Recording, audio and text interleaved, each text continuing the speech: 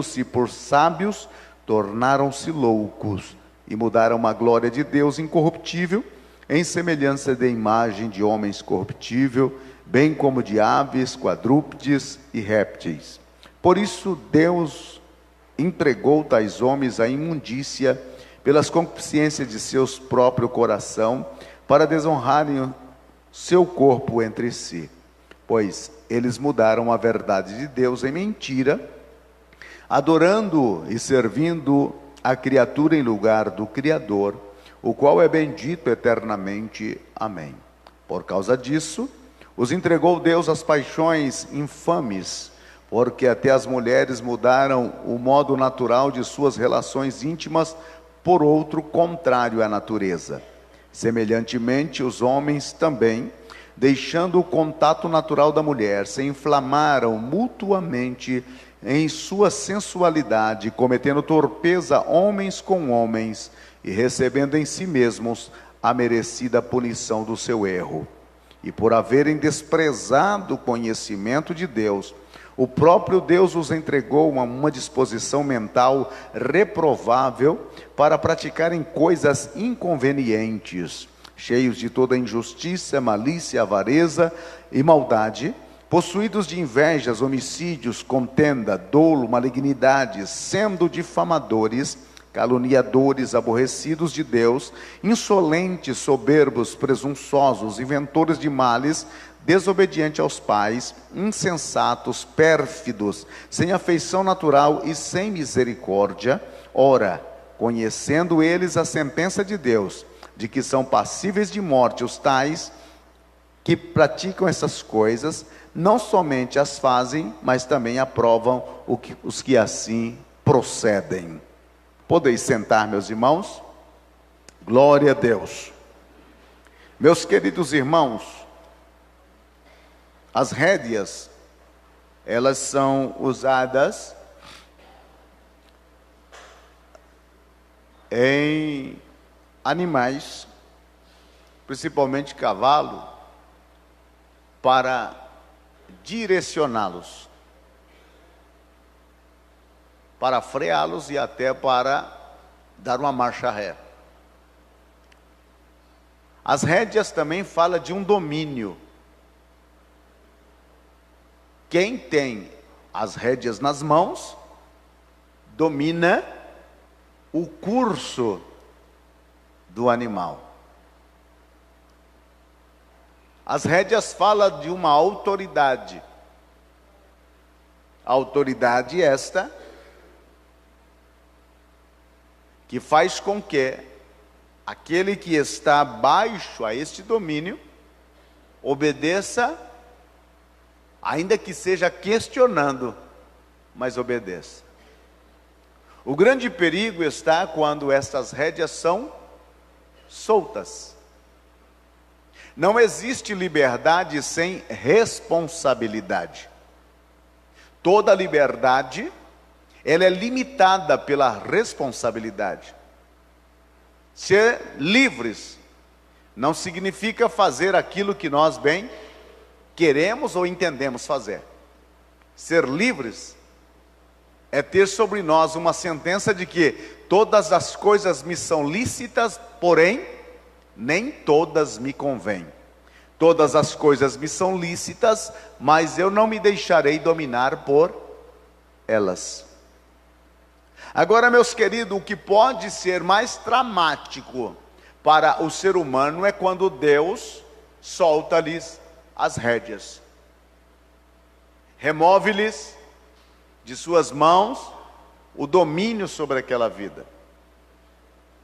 Esta carta do apóstolo Paulo, ela é uma das pérolas do cristianismo. Para que os irmãos tenham uma ideia, esta carta, juntamente com uma biografia de Jesus Cristo dos 4 evangelhos, é praticamente o evangelho na sua inteireza. E é interessante como Paulo abre o seu escrito tanto no capítulo 1 como no capítulo 2, e vai até o capítulo 3, em uma condenação tremenda contra todos os seres humanos. Ele coloca dentro do mesmo patamar tanto o ímpio como o judeu legalista e religioso. E esse capítulo 1 é a condenação universal do homem ímpio, do homem distanciado de Deus. Não porque Deus o quis, mas porque o homem quis. A condição do homem é terrível. No versículo 18 diz: a ira de Deus se revela do céu contra toda a impiedade e perversão dos homens que detêm a verdade pela injustiça. A condição do homem diante de Deus é terrível. Não há grego e nem judeu, todos são colocados no mesmo nível. Todo homem é pecador. É pecador porque peca ou peca porque é pecador? Ele é pecador. Claro que ele não foi idealizado pelo seu Criador para ser um pecador. O pecador foi, ou o pecado foi uma associação que ele trouxe para si, em uma rebeldia aberta contra o mandamento expresso pelo seu Criador. E este pecado passou a toda a raça humana. E todos pecaram. Quando Paulo chega no capítulo 3 de Romanos, ele diz: todos pecaram e destituídos estão da glória de Deus. Então não escapa ninguém. O homem é pecador. Salomão disse: não há homem que não peque. O homem que diz que não peca, já está pecando por afirmar que não peca. Porque dizer que não peca é cometer uma mentira. Então eu e você e eu, somos pecadores. A ira de Deus se revela não contra o pecado, não contra o pecador, mas contra o pecado por ele cometido. Você já deve ter ouvido aquela frase que diz assim: Deus ama o pecador, mas aborrece o pecado. E como dissociar o pecado do pecador? Como separar se ele é pecador porque peca e peca porque é pecador? Como que eu posso dissociar isso? Se o pecado está no âmago do próprio ser humano.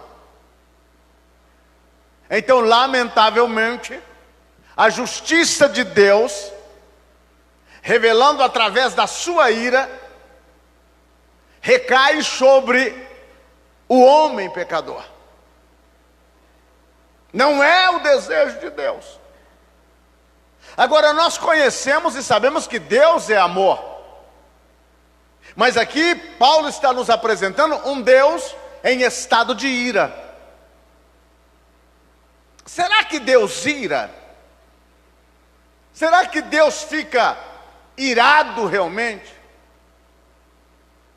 Hebreus disse: horrenda coisa é cair na mão do Deus vivo. Porque o nosso Deus é fogo consumidor. Será que Deus ira? A Bíblia está repleta de momentos de ira de Deus. E o salmista disse: a sua ira dura por um momento, mas a sua misericórdia é para sempre. Um aspecto da ira de Deus foi contra Datã e Coré, lá no deserto. A terra se abriu e os tragou vivo. Outra forma que Deus manifestou a sua ira foi sobre Sodoma e Gomorra, em que pedras de fogo caíram sobre a cidade. Outra forma foi o dilúvio. E tantas outras questões apresentadas na Bíblia da ira de Deus manifestada. E por que Deus se ira? Porque o ser humano que Ele criou lhe provoca esta ira. Desperta nele esta ira. Mas como? Se o ser humano é objeto do seu amor. Ele é objeto do seu amor, mas ele também fazem coisas que despertam no seu Criador uma ira, ao ponto dele agir com justiça e com juízo. Então Deus é amor, mas Deus é justiça. Deus é bom, mas Ele é justo. Deus revelou a sua própria justiça ao homem. Como que Ele revelou essa justiça? A justiça do homem não tem validade diante de Deus, porque a justiça do homem é uma justiça falha. Os senhores podem ver como está a justiça hoje no nosso país. Então a justiça do homem nada mais que é uma injustiça camuflada, com sentenças muitas vezes combinadas, contratadas e compradas. Então a justiça do homem, tanto a justiça legal, como aquela justiça praticada pelo indivíduo, a minha justiça, a tua justiça, como disse Isaías, não passa de trapos de imundícias diante dos olhos de Deus. Agora, a justiça de Deus, ela é perfeita, ela é santa, ela é verdadeira, ela é única. Deus é um Deus justo. Aleluia. Agora, essa justiça de Deus, Ele revela ao homem. Porque o homem, ele quer se auto-salvar, se auto-proteger na sua própria justiça. E Deus está dizendo, na sua justiça, você está perdido. Você e eu precisamos da justiça de Deus. Oh, mas como assim, pastor? Eu preciso da justiça de Deus? Claro. Porque a única que pode te justificar é a justiça de Deus. A tua e a minha justiça jamais nos justificarão. Só que quando a gente usa a palavra justiça, já dá medo. E quando falamos justiça de Deus, então eu serei justiciado por Deus? Não. Eu serei justificado pela justiça de Deus. Eu não serei ajuizado por Deus, eu serei justificado. Porque ajuizado por Deus já foi Jesus na cruz do Calvário. Jesus é a justiça de Deus, a quem recebeu a condena que seria para você e para mim. E dele, através dele, hoje eu e você somos justificados. Glória a Deus. Meu querido irmão, voltando para a Bíblia, Paulo disse, no capítulo de número 1, versículo 16, eu não me envergonho do Evangelho, porque ele é o poder de Deus, para a salvação de todo que nele crê. Primeiro o judeu, depois o grego. E no versículo 17 diz, porque a justiça de Deus se revela através do Evangelho. O que é o Evangelho? O Evangelho é uma boa notícia. E qual é a boa notícia do Evangelho? Que Jesus morreu pelos nossos pecados. Que Jesus na cruz do Calvário sofreu toda a justiça de Deus para que eu e você saíssemos justificados na sentença. Foi isso que aconteceu. Agora, meu irmão, por que Deus não aceita a justiça humana? Porque ela é falha, defeituosa e tem toda uma mescla de erros. Porque se a justiça humana fosse perfeita, não havia advogados. Os advogados sobrevivem das brechas que eles encontram nas leis que os homens fabricaram. Então toda lei, ela pode ser de dupla, como diz um amigo meu, de tripla interpretação. Toda lei, o advogado esquenta a cabeça e consegue provar, dentro de uma argumentação, que o ponto de vista analisado está correto. Agora, diante do tribunal de Deus, qual é o advogado que vai se levantar para dizer: olha, a tua justiça tem falhas, a tua justiça não é perfeita, a tua justiça não é sensata, não é ética, não é aplicável. Só há um que se levanta, não para contestar a justiça. Só um se levanta, só um advogado se levanta, não para contestar a justiça divina, não para afrontar a justiça divina. Ele se levanta para dizer: eu cumpri a tua justiça, e segundo os méritos de que eu cumpri, então todos aqueles que baixo a minha sombra têm o direito de ser justificado. Levante a tua mão e glorifique a Ele, porque o teu advogado é Jesus Cristo. Aleluia. Glória a Deus. Graças a Ti, Senhor. Agora, o apóstolo Paulo, ele disse que essa justiça é revelada através do Evangelho. Goste você ou não goste,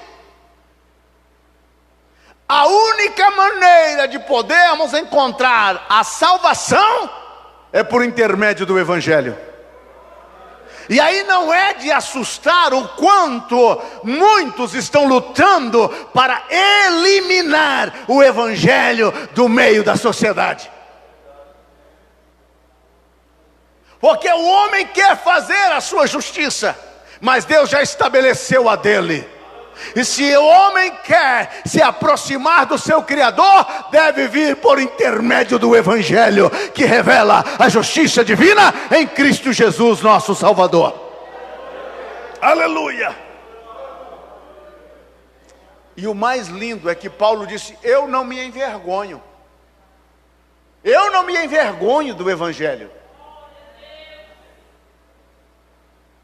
E tem tanta gente hoje amenizando a mensagem do Evangelho, outros anulando o próprio Evangelho, e nós estamos contemplando aí um Evangelho sem Cristo, um Evangelho sem salvação, um Evangelho sem perdão, um Evangelho que simplesmente está trazendo uma reforma a uma vida, e quando precisa de ser confrontado com os princípios, esta vida sucumbe porque não tem sustentabilidade.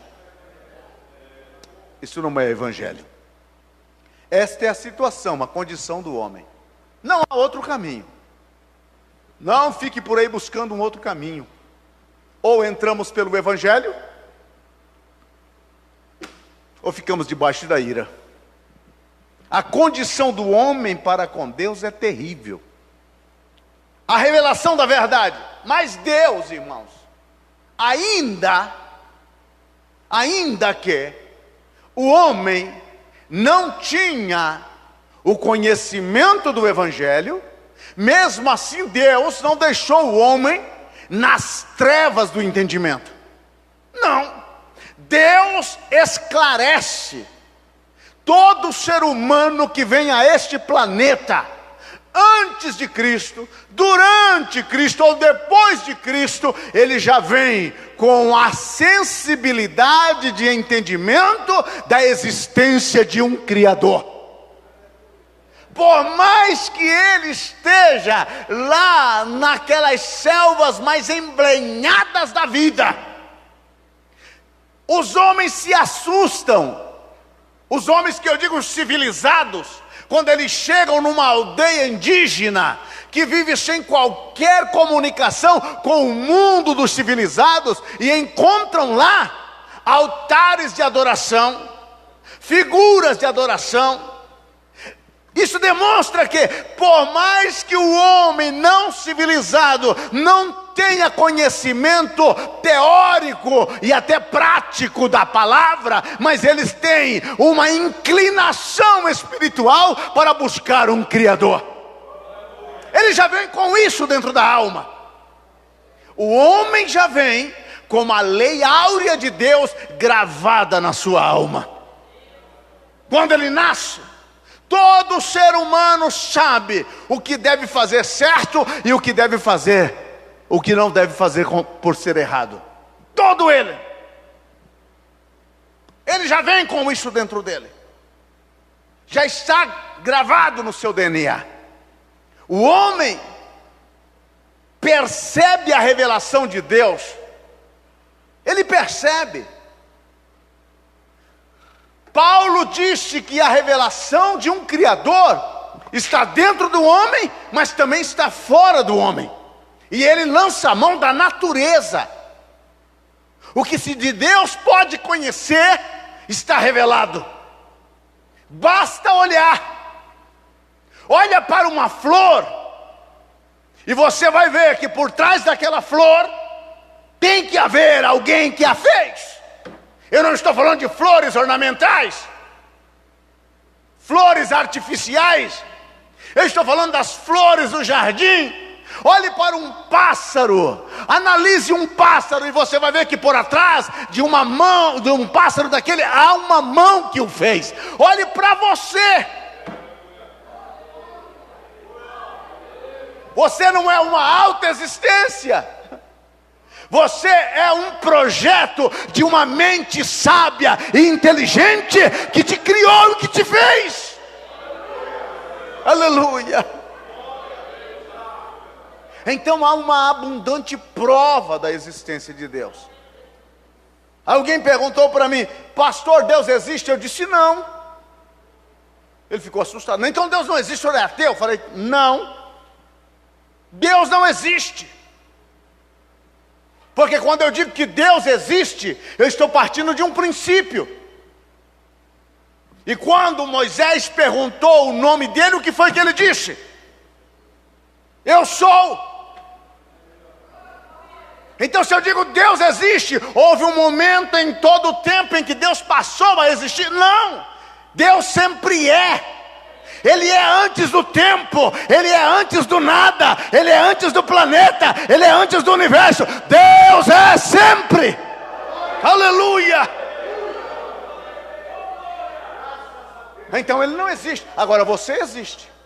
Você teve o princípio de existência. O planeta teve o princípio de existência. Agora Deus não. Ele sempre existiu.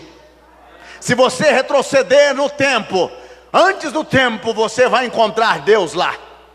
Se você retroceder antes de qualquer planeta, você vai encontrar Deus lá. Se você retroceder antes de qualquer galáxia, você vai encontrar Deus lá. Se você retroceder antes do universo, você vai encontrar Deus lá. Ele é a origem da vida, Ele é a origem de tudo. Ele é existente por si mesmo. Ele é Deus, Ele é Deus, Ele é Deus. E a prova da sua existência está por todo o planeta que Ele criou. Aleluia. A Bíblia, ela não é um compêndio. A Bíblia, ela não é um compêndio para provar a existência de Deus. Ela não se preocupa por isso. Porque para a Bíblia, é uma lógica, é uma pedra muito sensata. Mas ela já abre o seu primeiro versículo dizendo: no princípio, Deus.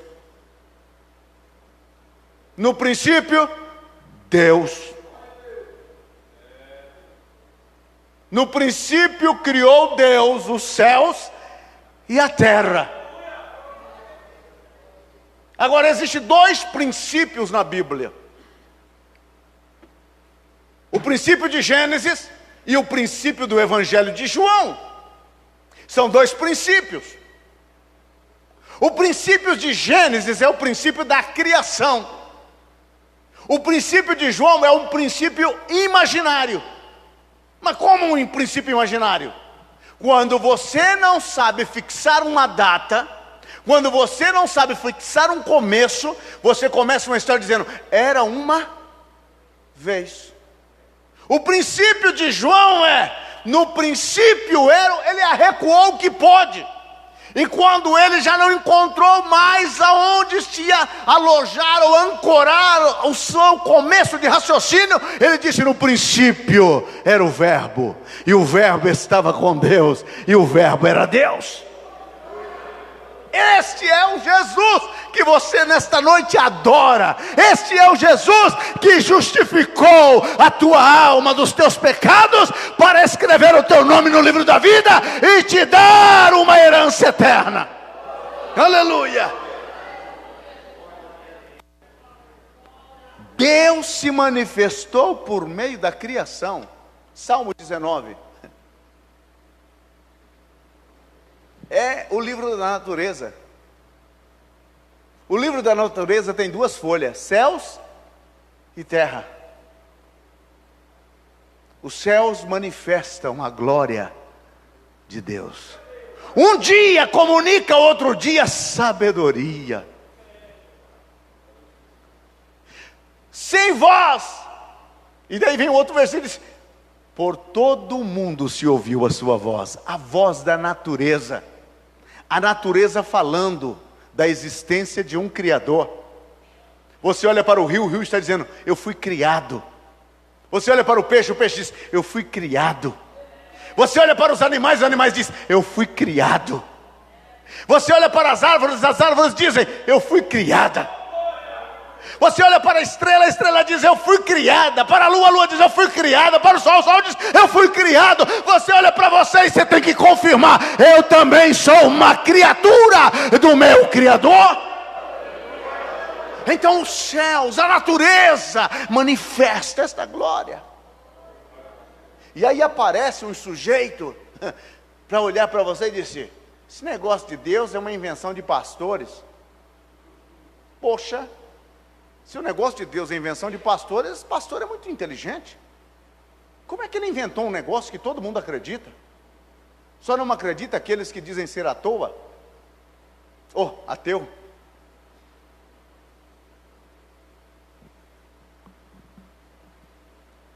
Agora, meus queridos,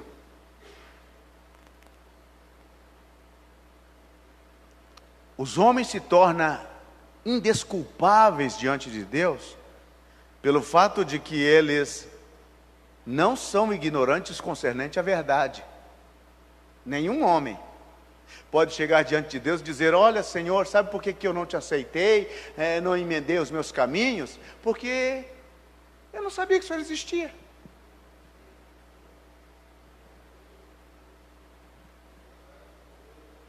Eu não sabia. Ninguém falou nada para mim da sua existência. O Evangelho é pregado para a salvação, irmãos. Agora, conhecimento de Deus já vem dentro do DNA do ser humano. Eles se tornam indesculpáveis diante de Deus, não é pelo fato de não conhecer a verdade, mas é pelo fato de suprimir a verdade. O apóstolo Paulo disse: tendo conhecido a Deus, não o adoraram como Deus, mas antes eles tomaram uma outra posição e fabricaram para si deuses, semelhantes a quadrúpedes e répteis. É a coisa mais absurda você olhar um homem ajoelhado diante de um pedaço de madeira. É a coisa mais absurda você ver um homem depositar a sua confiança em um certo amuleto. Isaías disse: ele corta a árvore, com uma parte da árvore ele queima e faz uma fogueira, e com a outra parte ele faz uma moldura de um Deus, e dobra o joelho e o adora, e diz: meu Deus. E não lembra ele que a outra parte da mesma árvore ele queimou no fogo para se acalentar. O que é que ele está dizendo? Isso é o cúmulo da loucura, é o cúmulo da burrice, é o cúmulo da ignorância. Mas por que isso? Porque os homens começaram a fabricar deuses que eram compatíveis com os seus pecados, com a sua natureza pecaminosa. Eram deuses que não lhe colocavam limites. Eram deuses inventados pela mente deles, que aplaudia as suas orgias, as suas bebedeiras e os seus pecados. Aí fica mais fácil. Já o nosso Deus, ele disse: sede santo, porque eu sou santo, diz o Senhor. Não é o Deus que eu fabrico, porque o meu Deus não tem fabricação. O meu Deus não é fabricação caseira. O meu Deus é eterno. E ele disse: sede santo, porque eu sou santo. Aleluia. Eles suprimiram a verdade. Aliás, eles aborrecem a verdade. Aliás, eles perseguem a verdade. Eles amam a mentira.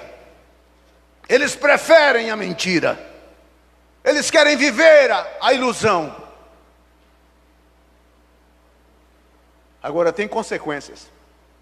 Tem 3 versículos aqui, irmãos, versículo 24, 26 e 28, que é de arrepiar a alma, de arrepiar a epiderme. É terrível. Olha o versículo de número 24. O apóstolo Paulo dizendo àqueles camaradas, versículo 24: por isso Deus os entregou tais homens à imundícia. Aqui Deus solta a rédea. É isso que vocês querem? Faça. Faça. É isso que vocês querem? Então faça. Irmão, eu sou pregador de uma graça que tem limite.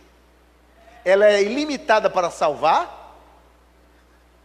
Ela é ilimitada para salvar, mas ela não aceita recusa. Tem limite. O que Deus está dizendo, esses homens cruzaram a linha divisória, aonde a graça já não consegue mais alcançá-los. Não porque a graça é falível, não porque a graça não é poderosa, mas é porque a graça foi rejeitada. Não é que Jesus não tem poder para salvar, não é que Jesus não queira salvar, não é que Jesus não anela salvar, é o desejo dele, é o querer dele. O problema não está nele, o problema está nos receptores da graça. Se a graça, ao ser recebida, ao ser propagada, ao ser ouvida, for rejeitada, não há esperança para esta vida. Então o que Deus está dizendo? É isso que vocês querem? Eu estou lhe oferecendo a vocês a oportunidade de viverem uma vida santa, piedosa, amável, na minha presença, comigo. Mas vocês não querem, então eu estou soltando as rédeas de vocês. Eu estou entregando vocês. Se você vê o joguinho que começou a fazer Faraó com Deus, lembra? Nas primeiras pragas, então, e Faraó endureceu o seu coração. Segunda praga, Faraó endureceu o seu coração. Terceira praga, Faraó endureceu o seu coração. Quarta praga, Faraó endureceu o seu coração. Sexta praga, e Deus endureceu o coração de Faraó. Porque o mesmo sol que derrete a cera, endurece o barro. Então, a graça de Deus é limitada pela recepção do coração daqueles que ouvem. Paulo disse: não vamos receber a graça em vão. Não vamos menosprezar a graça. Não vamos tomá-la como algo a ser desprezado amanhã. A graça, o poder dela está em apegar-nos a ela, agarrar-nos a ela e viver com ela. Agora, irmão, quando Deus desiste,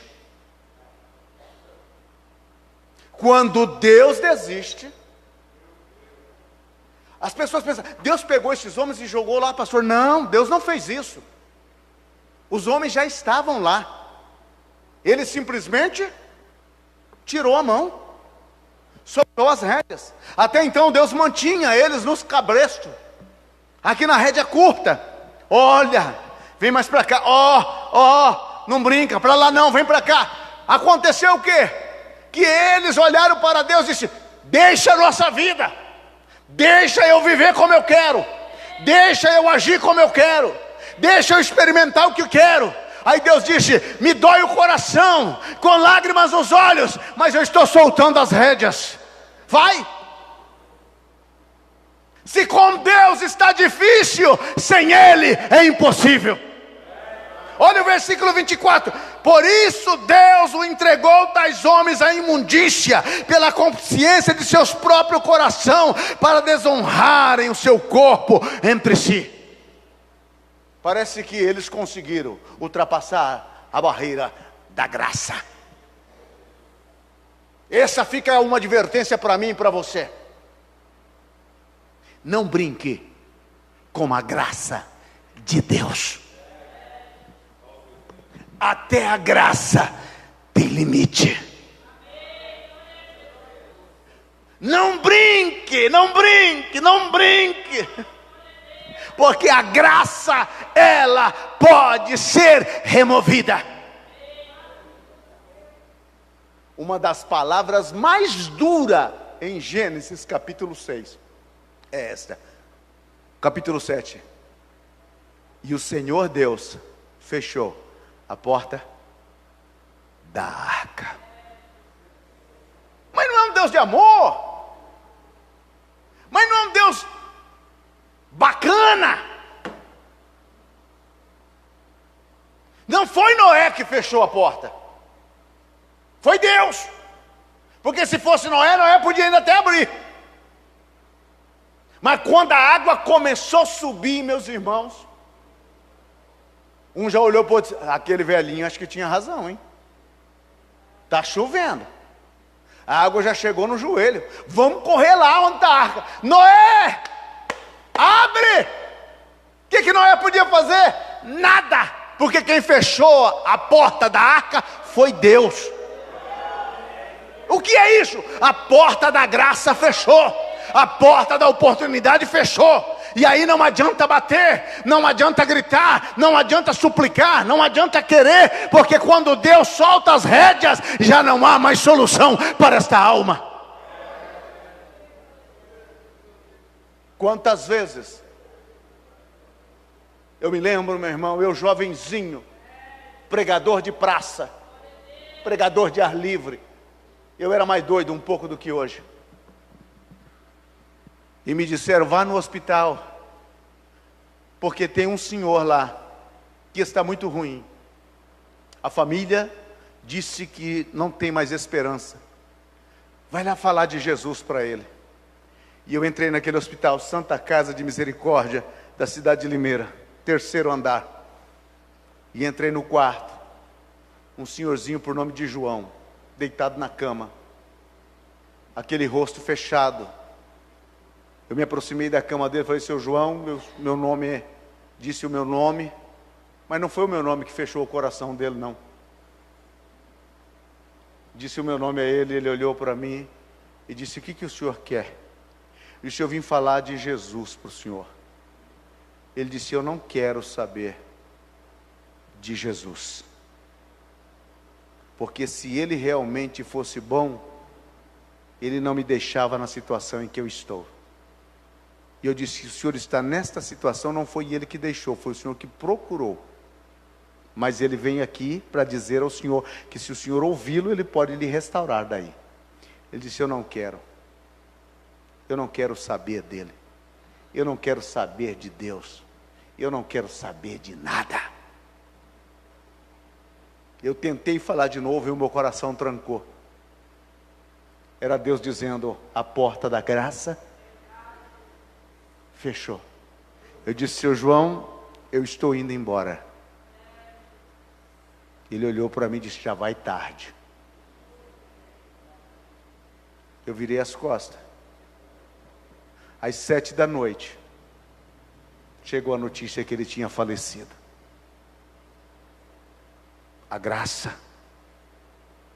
ela tem o seu limite. Não a rejeite. Não a rejeite. O versículo de número 22 ao 24 diz: mudaram a glória de Deus, mudaram a verdade em mentira. Versículo 25 a 26. Não quiseram reconhecer a Deus. Versículo 28. O versículo 28 eu vou até ler. Olha o que o apóstolo Paulo escreve: e por haverem desprezado o conhecimento de Deus, o próprio Deus os entregou a uma disposição mental reprovável para praticarem coisas inconvenientes. Irmãos, quando Deus solta as rédeas, o ser humano aprofunda. O ser humano desfigura, descaracteriza e desce. É só você dar uma olhada hoje na nossa sociedade e você vai ver aonde eles estão. Será que os seres humanos estão melhorando? Eles estão lutando tanto para casarem, terem um casamento do mesmo sexo. Será que eles melhoram com isso?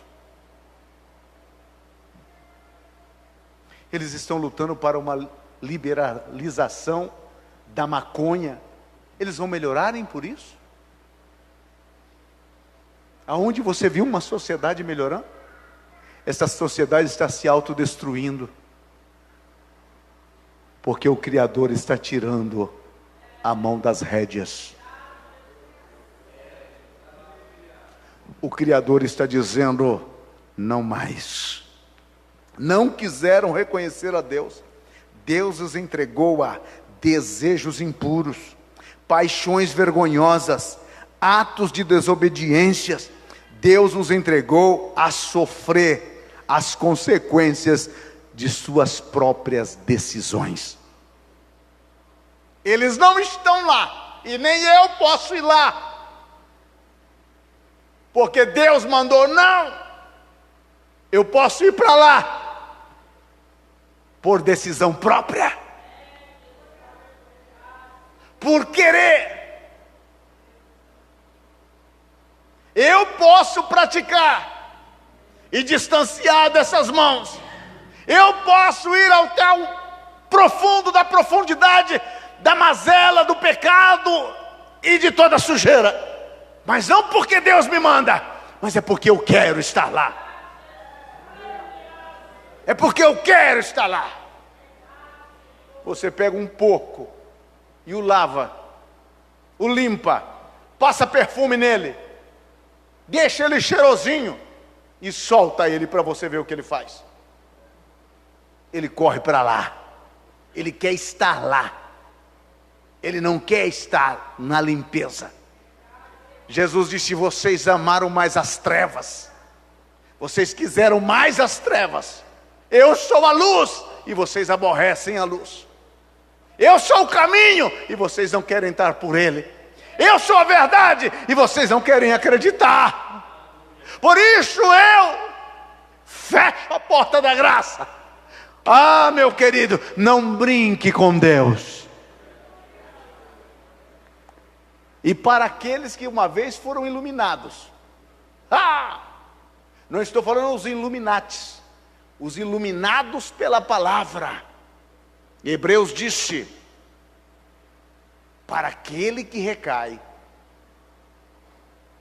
que experimentou da palavra, que experimentou do Espírito, que experimentou dos poderes vindouros e recaiu, já não há mais o que fazer por ele.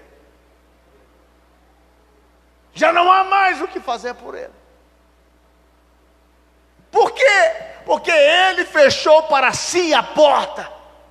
Mas e se arrepender, pastor? Ainda há a oportunidade. Ainda há a possibilidade. Mas lembra que o filho pródigo, o pai não foi buscar. O filho teve que voltar.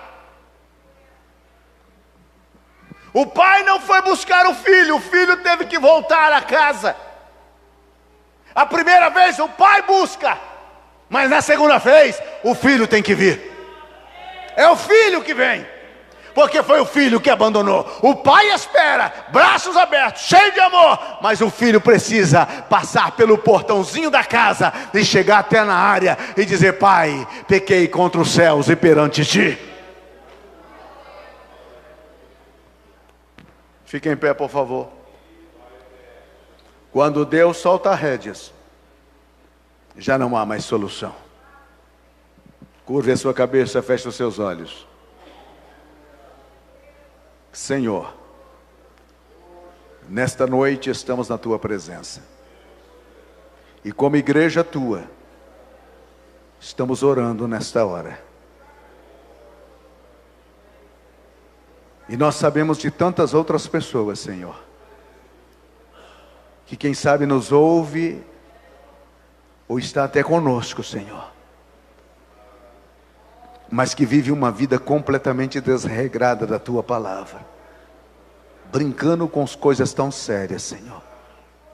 Eu te peço hoje, pela autoridade do nome do Senhor Jesus, toca nesta consciência amortecida, toca nesse coração endurecido, dá mais uma oportunidade, dá mais uma chance, Senhor, só mais uma chance. Senhor, alcança esta vida, alcança este coração. Senhor, não solte as rédeas desta vida, mas com os teus braços de amor, traga, Senhor, para junto de ti. Pela autoridade que há no nome do Senhor Jesus, eu te peço nesta noite, que não haja em nós endurecimento de coração, que não haja em nós um coração pervertido, uma alma cheia de iniquidade, que não haja em nós, Senhor, um desprezo para a tua graça, que não haja em nós, Senhor, nenhum desvio para a direita ou esquerda, mas que venhamos permanecer debaixo da tua graça e debaixo das tuas mãos potentes, nos guardando e nos protegendo. Meu Senhor, oramos por esta sociedade, te pedimos um impacto de avivamento na tua igreja, para alcançar milhares nessa sociedade. Meu Senhor, tem misericórdia, tem misericórdia, tem misericórdia, Senhor.